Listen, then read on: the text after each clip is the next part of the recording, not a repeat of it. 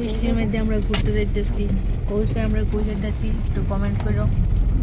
তো কইলেই আমরা কই যেতেছি, আমরা যাইতেছি একটু খার্চি মেলাতে।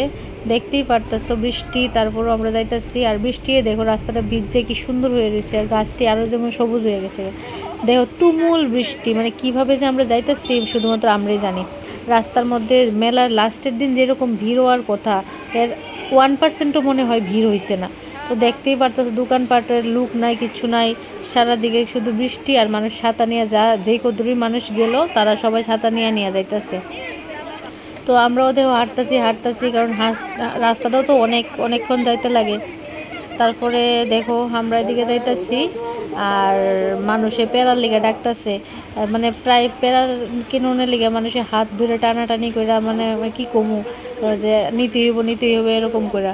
তো আমরা কোনো রকম ফিরতে টুরতে আইছি। তো এদিকে দেখো বৃষ্টি, পুরা দোকানপাট পুরা, কেউ নাই। তো দেখো আমরা হাঁটতে হাঁটতে আয়া পড়ছি। মানে খুবই খারাপ লাগতেছে, খার্চির মধ্যে এত কম ভিড় আমি কোনো সময় দেখছি না। আর যাই হোক, বৃষ্টি হওয়ার কারণে আবার একটু ভালোও লাগতেছে, সবাই মিলে ছাতা নিয়ে একটু নতুন এক্সপিরিয়েন্স।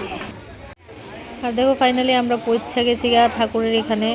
আর দেখো ভিড় যে নাই, এটাও একটা খারাপ লাগতেছে, কারণ খার্চি মেলা তো মানে একদম ভিড়, এও লাস্ট দিন, তারপরে ভিড় নাই। আমরা বৃষ্টির লেগে বেশি ঘুরতেও পারছি না, যার কারণে আমরা আয়া পড়ছি আবার।